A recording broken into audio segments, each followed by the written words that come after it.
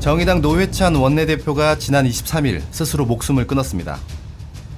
사회적 약자와 진보 정치를 위해 헌신해온 고인의 삶을 생각하면 안타까움을 감출 수 없지만 자살이라는 극단적 선택에 대해서는 이해하기 어렵기도 합니다. 특히 유명인의 자살은 다른 이들에게 자살을 유도하는 심리, 즉 베르테르 효과를 일으키기도 합니다. 오늘은 유명인의 자살이 우리 사회에 미치는 영향을 짚어보도록 하겠습니다. 뉴스 인덱스, 뉴스로 깊이 들어가 보겠습니다. 양화수입니다. 고 노회찬 의원이 극단적인 선택을 한 바로 그날 국회에서는 자살 예방 세미나가 열렸습니다. 이 세미나를 주관했고 또 우리 사회의 자살 예방을 위해 다각적인 노력을 기울여온 기독교 자살 예방센터 라이프 오프 대표 조성동 교수를 모시고 자세한 이야기를 나눠보겠습니다. 교수님 안녕하세요. 네, 안녕하세요. 예, 노회찬 의원이 극단적인 선택을 했습니다. 참 안타까운 일인데 또 느끼시는 바가 적지 않으실 것 같아요. 그날 또 특히 국회에서 자살 예방 세미나가 열렸어요. 어떠셨습니까? 예, 그날 정말 충격적인 일이었고요. 예, 개인적으로도 그렇고 사회적으로도 그렇고요. 그날 국회에 그 자살 예방 포럼이라는 것이 열렸었는데 국회의원들 역시 너무나도 큰 충격을 표현을 했습니다. 특히 바른미래당 그 원내대표 같은 경우는 그 전날까지 같이 미국에 여행도 같이 그랬죠. 갔다 왔는데 그런 일들이 있었기 때문에 상당한 충격을 표하더라고요. 저 같아도 상당히 대중적인 정치인이잖아요. 특히 이제 진보지만 상당히 그 대중들하고 가까운 그런 분이셨기 때문에 상당히 충격이 컸다고 생각을 합니다. 어떻게 보면 그분 같은 경우는 이제 진보가 여태까지 사람들하고 잘 이렇게 대중적이지 못했는데 그분 같은 경우는 대중적이었기 때문에 어떤 진보의 대중적 아이콘이다. 저는 이렇게 생각도 해보는데요. 최근에도 무슨 텔레비전 프로그램 이제 고정으로 나오기 네. 시작했잖아요. 그랬었죠. 썰전이라고 해가지고 그 저도 상당히 자주 보는 프로그램 중에 하나인데 거기서 그렇게 보던 인물이 갑자기 그렇게 되니까 저 같은 경우는 상당히 충격을 받았고요. 그날도 뭐 그 자살 예방 때문에 이제 오전에 파주시장 만나고 그 중간에 회의하는 중에 그 얘기를 들으면서 이런 활동을 하는 개인적인 입장에서는 어떤 자괴감, 어떤 우려, 그 다음에 이거 앞으로 또 큰 영향력이 있겠구나 하는 그런 마음도 생기고 그랬죠. 자살 예방을 위해서 계속 노력하셨고 또 특히 국회에서 그런 세미나를 여는 중에 소식을 접하게 되셔서 굉장히 충격이 크셨을 것 같고요. 또 이제 노 의원 지금 말씀하셨지만 노 의원이 사회적 약자를 대변하는 역할을 많이 해오셨습니다. 그리고 또 진보 정치의 아이콘 이런 분이 이런 안타까운 선택을 하면 사회적으로 좀 주는 충격이 더 클 것 같기도 합니다. 그렇죠. 이제 두 가지 면이 있는 것 같아요. 첫째는 이제 상당히 사람들이 존경하는 인물 중에 하나. 그렇죠. 그죠? 그다음에 많은 사람들, 약자들을 지금 말씀해 주신 대로 많이 돌보고 그들의 편을 들어줬고 어떻게 보면 사람들 입장에서는 대리만족 같은 것들도 있었을 거예요. 그러니까 우리가 해야 할 일들을 그분이 해줬다라는 것. 정치인들 같은 경우는 우리들이 대부분 별로 그렇게 좋아하지 않는 사람인데 이분 같은 경우 상당히 우리가 좋아했던 인물이었기 때문에 그런 마음들이 더 있었고요. 특히 어떻게 보면은 가깝게 또 느껴진 부분들이 있었어요. 네, 그래서 텔레비전에서도 자주 보고 이분들이 어떤 토론회 같은 데도 나오고 그러다 보니까 좀 더 동일시하는 마음 같은 것들이 있는 거죠. 어떻게 연예인 같은 느낌도 좀 들었고요. 그런 것으로 보면 상당히 가깝게 여겨졌던 것들도 있어요. 근데 이분이 갑자기 자살을 했어요. 이럴 때 우리 마음속에 또 무슨 생각이 드냐 하면 이분이 그동안 겪어왔던 그 과정들을 보면 상당히 강인하고 어떤 어려움 속에서도 이겨내셨던 분인데 이분까지 이렇게 됐다. 그럼 우리는 어떻게 해야 될까? 이런 의문들이 같이 생길 수밖에 없는 좀 그런 부분들도 있다라는 것이죠. 그렇기 때문에 이번에 이제 상황을 보면은 기대하지 않았던 어떤 예상하지 않았던 부분에서 추모 문화가 지금 생기기 시작했거든요. 그 있어요. 네. 네. 그래서 지금 참배하는 인원들이 지금 상당히 많이 늘어나고 있지 않습니까? 거의 어제 통계만 해도 15,000명 이상이 되고 있다. 네. 그리고 가면 1시간 이상 계속 줄을 서야 할 수 있는 조문할 수 있는 그런 문화가 형성되고 있고요. 네. 또 온라인에서도 그런 그 추모 물결이 이어지고 있고 그렇습니다. 그렇죠. 이게 이제 동일시 아까 말씀하셨던 것처럼 동일시가 일어나고 있는 그런 지점이겠죠. 예.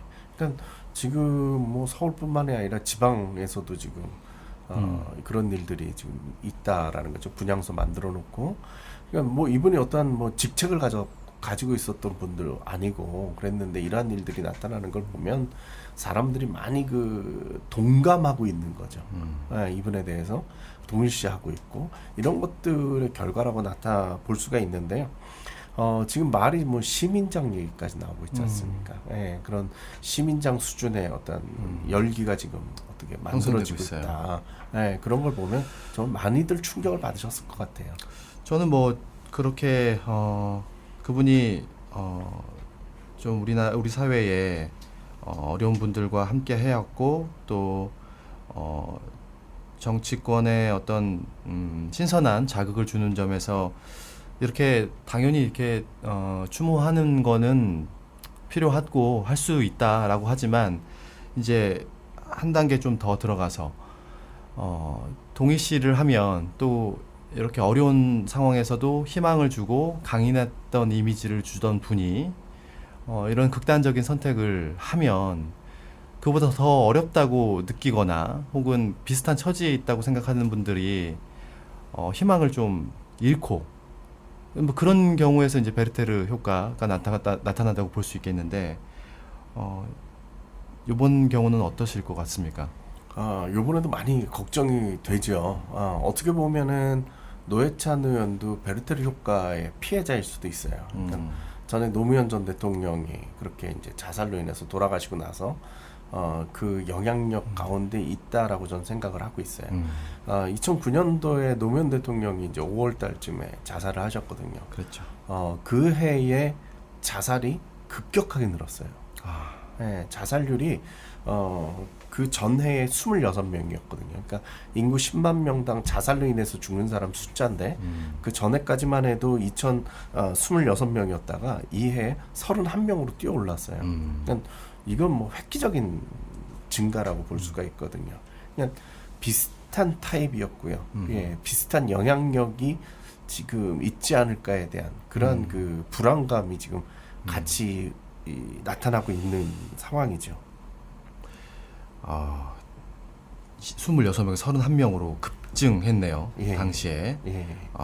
그리고 분명히 이제 어떤 진보적 정치 성향을 공유하셨던 그리고 그런 분이기 때문에 이런 선택을 할 수도 있었겠다.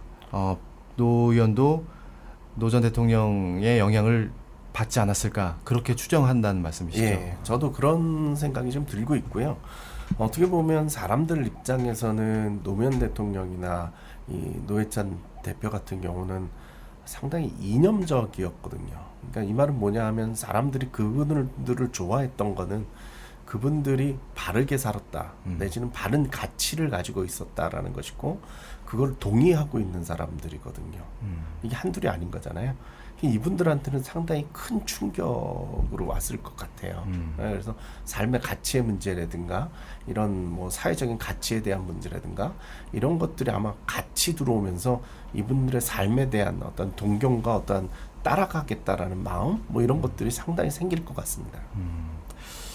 그냥 단지 유명인이 아니라 어떤 여러 대중들의 가치, 철학, 정신세계를 공유했던 분이시기 때문에 오히려 그런 분이 이런 극단적 선택을 하는 경우에 느끼는 충격은 더 클 것 같고 상실감도 있을 것 같고요. 그렇죠. 지금 뭐 많은 분들이 조문을 하고 계시면서 보면 특히 이제 그런 일반 평범한 그런 분들이 많으세요. 그냥 뭐 같이 정치를 했던 분이나 어떤 사회적인 그 영향력 있는 인사들뿐만 아니라 그냥 퇴근하시는 길에 들렸다, 뭐 그냥 가게 빨리 접고 왔다 그런 분들이 되게 많으시거든요. 그렇죠. 네. 아마 그런 부분에서 좀 느끼는 충격, 상실감 이게 되게 클 것 같고 또 이제 하나 문제점으로 부각되고 있는 게 이제 베르테르 효과를 지금 이야기하고 있는데 언론이 이런 유명인의 자살을 어떻게 보도하느냐에 따라 베르테르 효과가 늘어나기도 하고 오히려 또 감소하기도 하는 그런 과학적인 연구 결과가 나와 있죠. 예, 그럼요. 그러니까 이 베르테르 효과라고 이름을 붙은 이유는 그 젊은 베르테르의 슬픔, 그렇죠. 괴테의 그 문학 작품이 있잖아요.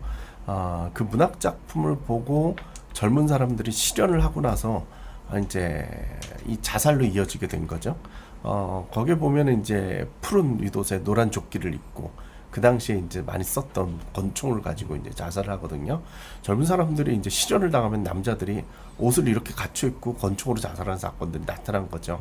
그때까지만 해도 그게 금서였어요. 너무 그런 일들이 많이 나타나니까 교황청에서도 그렇고 국가별로도 그렇고 그 책을 아예 금서를 만들어 놨을 정도로 그렇게 큰 영향력을 끼쳤거든요. 근데 이게 이제 그 70년대에 이르러가지고 미국의 그 이제 사회학자가 상황을 보니까 연예인이나 유명인들이 자살을 하면은 따라 죽는 사람들이 나타나더라. 그래서 이분이 이제 그 현상을 베르테르 효과다. 이렇게 이름을 붙인 거고요. 보도에 의해서 영향력을 주는 건 상당히 큽니다. 왜 그러냐면 이게 결국 그 가치관의 문제가 크거든요. 사람들에게. 근데 이걸 너무 쉽게 그 보도를 하면 사람들이 그런데 이제 동화되는 경우들이 상당히 많이 있습니다. 아까 노무현 전 대통령 얘기도 했습니다만 우리가 지금 알고 있는 그 맥락을 보면 전에 이은주 씨라고 이제 여배우라든가 배우. 그다음에 그 최진실 씨 같은 경우 이때도 상당히 큰 영향력을 끼쳤고요. 특히 이제 최진실 씨 같은 경우는 배우가 상당히 우리들에게 밀접했죠. 오랜 시간 그럼요. 같이 지냈었고 나중에는 상당히 서민적인 역할도 많이 했었고 이러면서 많이 밀접하게 관계를 했었는데 그때 보니까 방송에서 그 장례식장을 케이블 방송이었는데 24시간 돌려가면서 보여줬어요. 생중계를 했거든요. 상당히 위험하게 봤는데 역시 큰 영향력을 끼쳤다라는 거죠. 그래서 그런 것들이 조금 언론이 좀 조심해줘야 될 부분인데 파파게노 효과라고 그래가지고 그런 것도 있습니다. 그러니까 언론에서 어떻게 해주느냐에 따라서 자살이 확실히 줄어든다라는 것이죠. 그래서 전에 그 미국의 유명한 락 가수 같은 경우는 이제 자살을 했을 때 바로 이런 영향력을 끼쳤거든요. 언론에서 어떻게 했느냐? 락 가수에 대한 그 자살 문제를 미화하지 않았어요. 무슨 뭐 예술적 행동 내지는 락 가수니까 뭐 이런 식으로 이해를 해간 것이 아니라 그 사람 마약을 했어. 이런 이야기들을 하면서 잘못된 선택이야. 특히 그 부인이 나와서 우리 남편이 이런 실수를 저질렀습니다. 이건 문제였습니다라고 정확하게 짚어줬거든요. 그런 부분들이 지금 우리가 지켜져야 될 부분입니다. 지금은 많이 고쳐졌고요. 특히 이제 뭐 종영군 같은 경우 그때 많은 위험을 생각을 했었는데 언론에서 잘 대처를 해줬기 때문에 그게 좀 영향력이 좀 적었죠. 특히 자살예방협회랑 한국기자협회랑 자살보도 권고기준이라는 걸 갖고 있어요. 네. 거기에 보면은 이제 언론은 자살에 대한 보도를 최소화해야 한다라든가 자살이라는 단어를 선정적으로 나타내지 않아야 된다라든가 그다음에 그 사람에 대한 그 유가족들에 대한 배려를 생각을 해서 좀 신중한 보도를 해달라고 하는 것들 그 다음에 자살에 대해서 미화를 하거나 어떤 합리화라든 그런 것들을 좀 빼달라고 하는 것들 이런 것들이 있고요. 그 다음에 자살의 결과 그 가족들의 어려움이라든가 뭐 이런 것들도 좀 제대로 밝혀야 된다. 이런 것들이 있어가지고 한 9가지 정도 이렇게 잘 정리를 해놓은 게 있어요. 특히 이제 이렇게 유명인이 자살하면요, 지금 자살 예방 협회나 아니면 중앙 자살 예방 센터 이런 곳에서요 모니터링을 아주 심하게 합니다. 그래서 기사가 어느 방향으로 나가고 있는지 거기에 대해서 기자들한테 일일이 대응을 하고 기자들 교육도 시키고 합니다. 근데 이제 문제는 뭐냐 하면 우리나라 언론들이 너무 경쟁이 심해요. 그러니까 어떤 뭐 자극적인 제목이라든가 기사 내용이라든가 이런 거가 너무 쉽게 노출이 되고 있다라는 거죠. 그래서 그런 부분들도 좀 통제가 정말 필요한 거고요. 더불어서 제가 한 말씀 더 드리고 싶은 거는 교회 역시도 이 부분에서 자유롭지 않거든요. 설교. 그렇죠. 설교 같은 경우도 정말 센 보도 매체나 마찬가지거든요. 어마어마한 영향력이 있죠. 네. 30분이면 30분 동안 온 교인들이 집중해서 듣는 데기 때문에 그래서 이런 그 보도 권고 기준 수준의 설교에 대한 지침 이런 것도 필요하거든요. 네. 이거는 이제 전에 그 저희 라이프오프에서 마련을 해가지고 발표를 한 적이 있습니다. 특히 제가 꼭 부탁을 드리고 싶은 것은 이런 유명인들이 자살을 하고 나면 설교 중에 이제 뭐 돈도 필요 없고 명예도 필요 없고 권력도 필요 없다. 예수 잘 믿으세요. 예화로 이렇게 나올 때가 상당히 많이 있거든요. 그런 경우 많이 있죠. 이거 상당히 심각한 거고요. 특히 자살한 분에 대해서 지옥 간다 소리 너무 쉽게 하는 거. 그런 것도 있고요. 그리고 자살을 너무 간단하게 표현해도 안 돼요. 이분 같은 경우도 노회찬 대표 같은 경우도 얼마나 많은 고민이 있었겠어요. 그렇죠.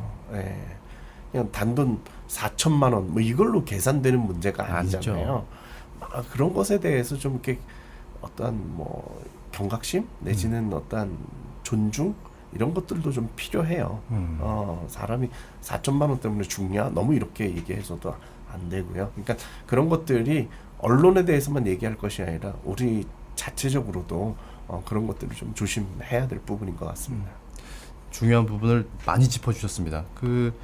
이런 어떤 그 지침에 따라 비춰보면 이번 노 의원의 이번 케이스가 이번 사건이 잘 보도 준칙에 입각해서 진행된다고 보세요? 아니면 우려하는 수준으로 간다고 보세요? 저는 그 당일 뉴스를 계속 모니터했는데 저는 좀 심각하다고 본 건 현장 그 사진과 그림과 그리고 이제 그 수사하고 현장 이제 감식하고 그 운구되는 과정까지 굉장히 디테일하고 자세하게 하루 종일 방송을 했거든요. 그 운구차를 따라가면서 중계를 했어요. 모 방송에서는. 이건 굉장히 잘못되고 있는 건 아닌가요? 그렇죠. 그러니까 가장 핵심적인 부분 중에 하나는 자살의 방법은 보여주면 안 되거든요. 알려줘서도 안 되고. 이미 다 보도됐잖아요. 그리고 현장이 나가는 거는 정말 위험한 겁니다. 전에 그 안재환 씨 같은 경우, 그 연예인인데 차량, 연예인인데 그렇게 차량에서 자살을 해가지고 외부에 노출이 됐잖아요. 그랬죠. 그때 심각했습니다. 정말 그 방법 이런 것까지 다 따라하는. 그래서 그때 비슷한 류의 자살 형태가 나타났어요. 당시에 상당히 많이 나타났어요. 그게 유행이 됐어요. 특히 동반 자살하는 사람들이 그 방법 많이 썼고요. 그러니까 이런 거 상당히 심각한데 이런 것들이 이번에 안 지켜졌죠. 안 지켜졌습니다. 제가 봤을 때는 심각했습니다. 그래서 지금 상당히 우려를 하고 있고 지금 5일장인데 지금 생중계 많이들 하고 있거든요. 그래서 그런 것들도 저는 상당히 심각하게 생각을 해요. 특히 그 지인들이 오열하는 장면 내지는 거의 참배객들의 어떤 그런 자세들 이런 것들이 아마 여과 없이 전 국민들한테 영향을 지금 끼치고 있을 겁니다.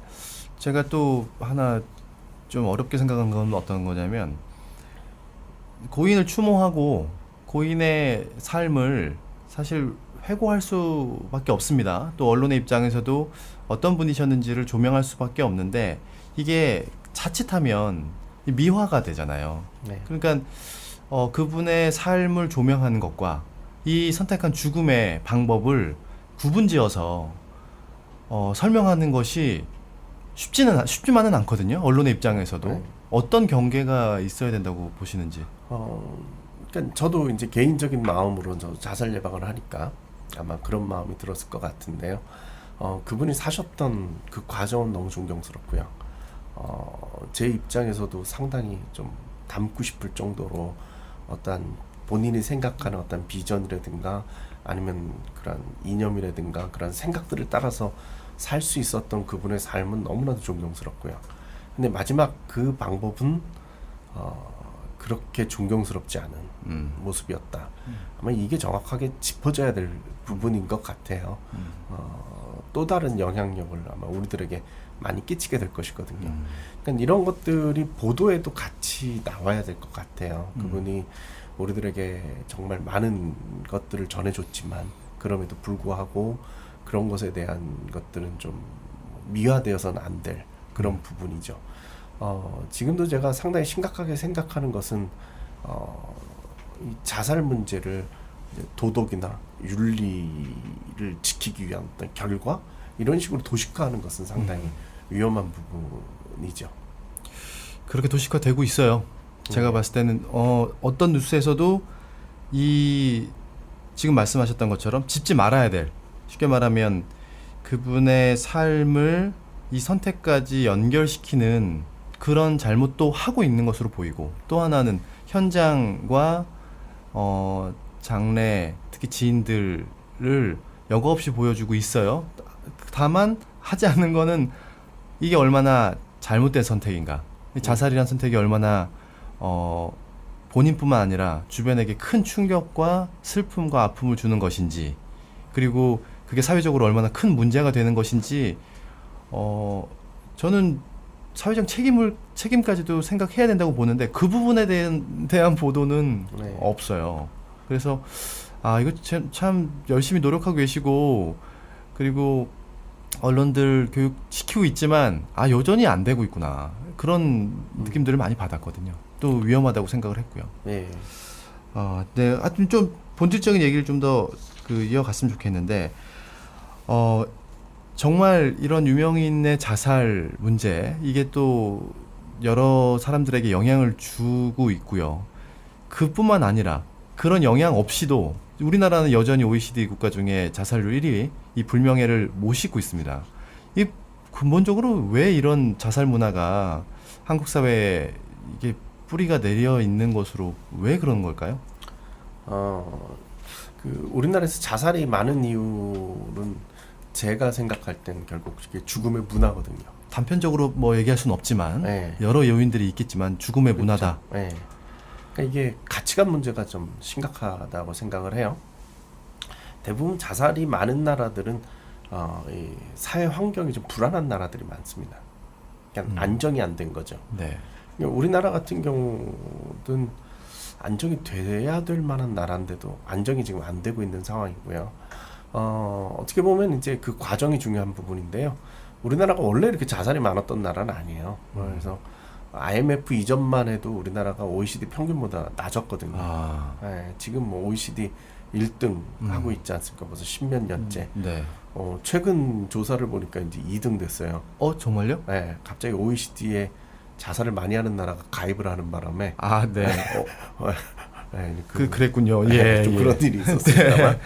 예. 어찌됐건 우리나라 자살률이 줄어서는 아니고. 네. 네. 저희가 제가 생각할 때 IMF 이전까지 우리나라가 OECD 평균보다 낮았거든요. 네. IMF 지난 다음에 전에는 한 10명이 좀 안 됐었는데 그 IMF 지나고 그 다음 해에 막 16명 이렇게 뛰거든요. 자살률이. 근데 그 이후에 잠시 인구 10만 명당. 인구 10만 명당 16명. 네, 16명으로 됐거든요. 근데 그 다음 해에 뚝 떨어졌어요. 다시 원위치가 되는가 보다 했었는데 2002년부터 지금 계속 상승세를 타고 최고점을 찍었던 게 아까 말씀드렸던 2010년, 11년 이때 32명까지 올라갔던 때가 있었거든요. 근데 이걸 보면은 무슨 생각이 드냐면 분명히 IMF 이전과 이후에 우리가 뭐가 달라졌는가.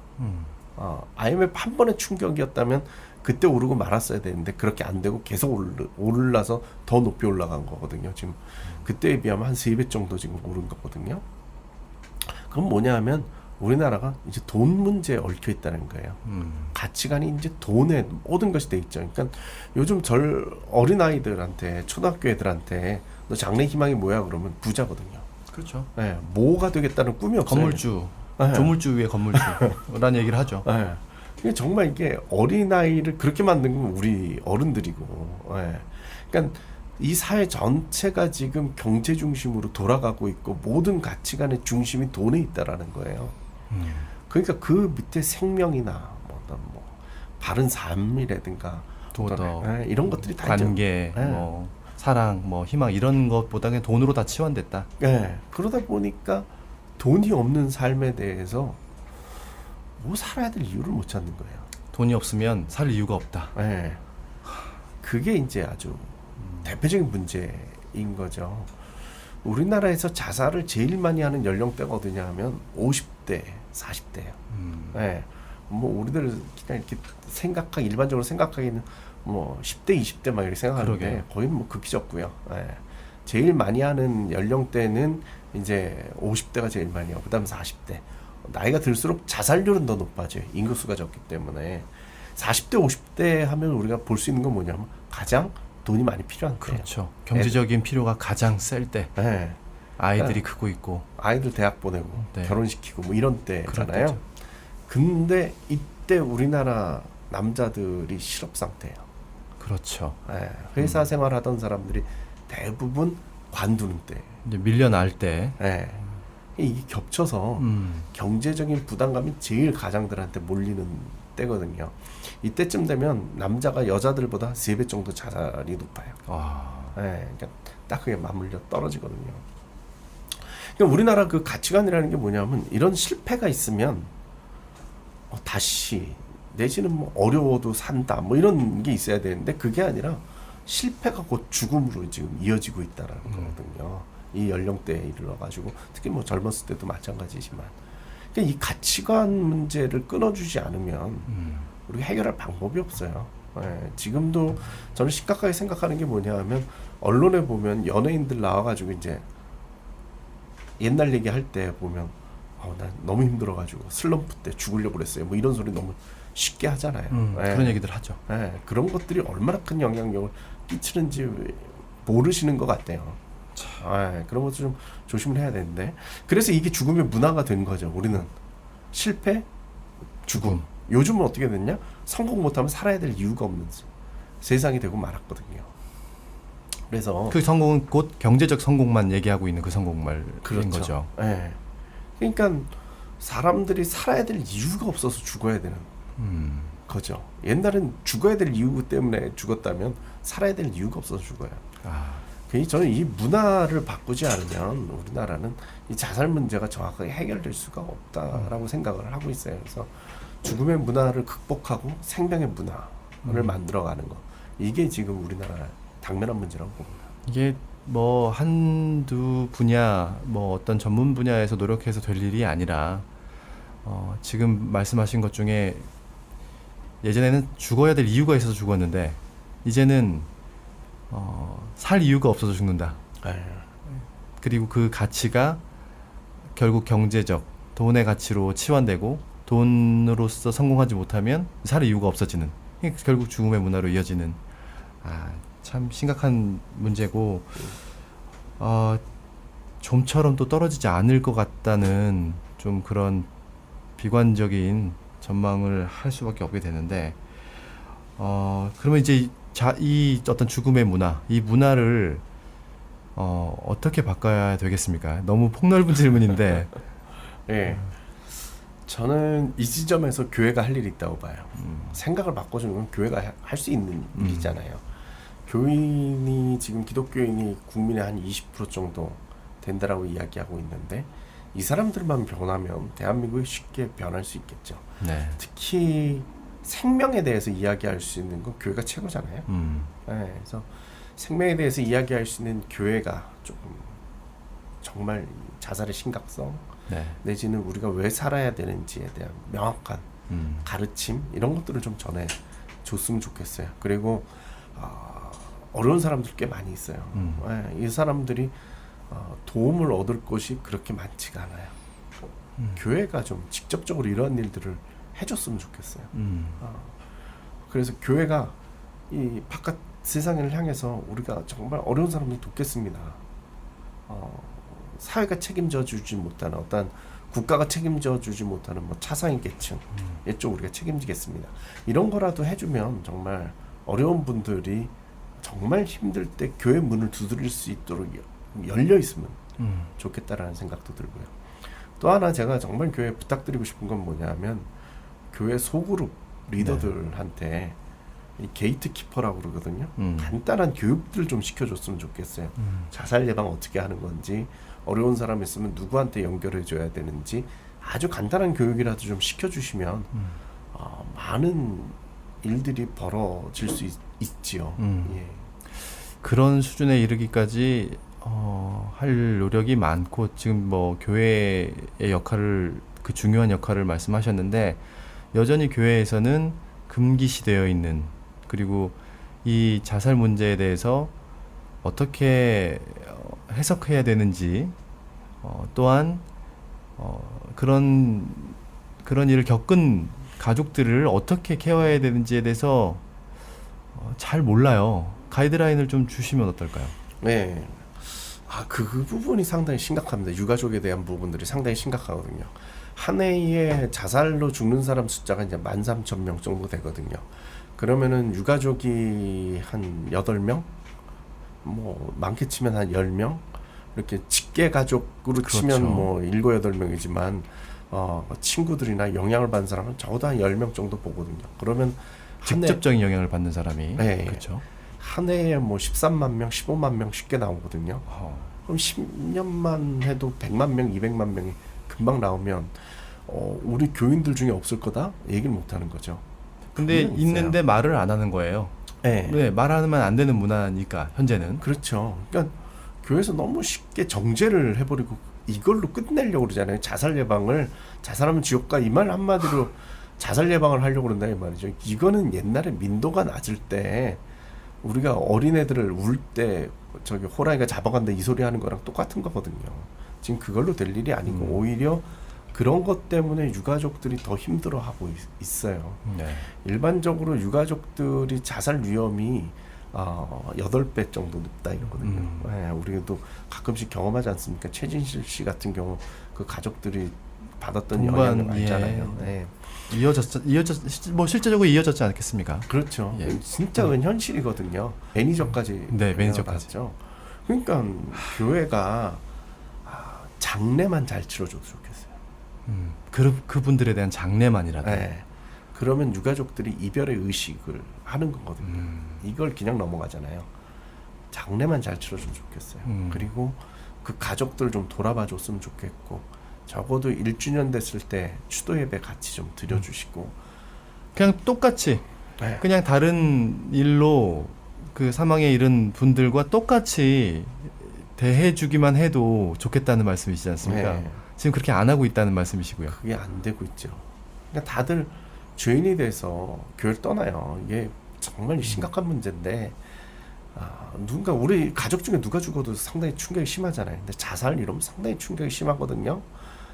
근데 이때 필요한 게 뭐냐면 하나님의 위로하심, 교회가 함께함, 뭐 이런 것들이 필요한데, 우선 그분의 문제를 우리가 해석하지 말고 그분께 맡기고, 네. 그 영역은 네. 그분의 죄의 문제, 구원의 문제는 그분과 하나님께 맡기고, 남겨진 가족들을 돌보는 걸 교회가 해야 될 역할인데요. 그게 안 돼요. 싸움이 그때부터 일어나요. 교회는. 구원 받았느냐 못 받았느냐, 장례를 치러줄 것이냐 말 것이냐. 참. 그러니까 내가 생각해도 유가족들 제가 상담 이렇게 하거든요. 거기서 받은 상처가 엄청 크겠어요. 교회가 자기를 돌봐주질 않고 싸우고 있으니까 장례를 못 치르고 뭐 이런 일들이 벌어지니까 너무 어렵죠. 그러니까 교회를 떠나거든요. 100% 떠나요. 거진 다 떠나요. 그러면 하나님도 떠나게 되는 거예요. 그런 일들이 너무 많이 일어나서 정말 안타까워요. 이 부분은 진짜 좀 반성하고, 그리고 어디에 우리가 집중해야 될지에 좀 생각을 해야 될 것 같아요. 교회들이 좀 그런 부분에 좀 정신을 좀 바짝 차려야 될 것 같습니다.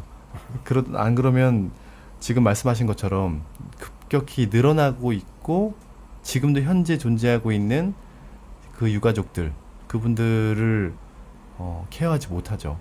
한 발짝 더 나가기 전에 그러니까 사회를 향해서 교회가 생명의 문화를 얘기하기 전에 교회 스스로도 먼저 생명의 문화를 살아있는 분들에 대한 배려를 좀 더 해야 될 것 같고, 좀 아까 말씀하셨을 것처럼 교회의 역할도 중요하고, 또 언론의 역할, 아까 전에 좀 집중적으로 얘기해봤는데 언론의 역할도 중요하고, 그런 어떻게 보면 우리 사회의 어떤 정신 문화를 직접적으로 영향을 주는 분야들의 영역에서 좀 많은 노력이 필요할 것 같아요.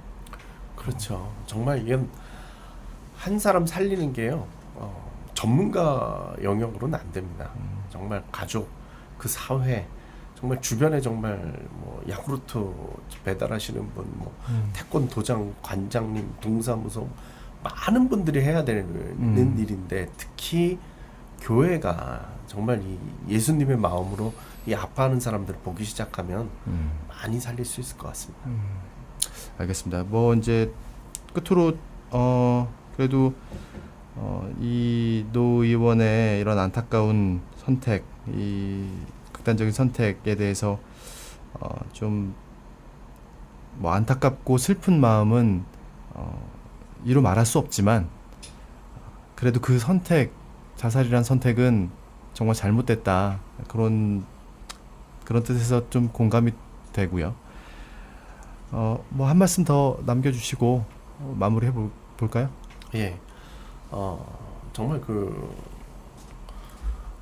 안타까운 마음이죠. 예, 그분이 그렇게 돌아가셨다라는 건 정말 안타까운 마음이고, 하지만 이제 이 사회가 그것에 대해서 좀 더 냉정하게 봐야 될 부분들이 있다라는 거 제가 말씀 꼭 드리고 싶고요.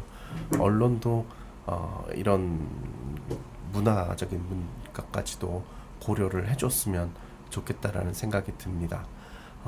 또 교회에 부탁드리는 것은 이러한 문제를 어떠한 뭐 우리가 가지고 있는 잣대를 가지고 판단하지 마시고, 정말 하나님의 마음을 가지고 좀 더 긍휼한 마음으로 같이 서로 생각을 해주시고, 교회에서도 지금도 힘들어 하시는 분들, 안타까워 하시는 분들 좀 위로해 주시는 그런 역할도 좀 해주셨으면 좋겠습니다. 네, 알겠습니다. 예, 노회찬 의원의 죽음을 함께 애도하고요. 안타까움은 이루 말할 수는 없지만 이 방송이 그분의 죽음을 통해서 또 다른 죽음을 낳지 않도록 하기 위한 그러한 방송이고 인터뷰였다는 것을 이해해 주셨으면 감사하겠습니다. 앞으로 더 많은 노력이 필요할 것 같습니다. 우리 사회 자살 예방을 위해서 더 힘써 주셨으면 고맙겠습니다. 예, 감사합니다. 네, 감사합니다.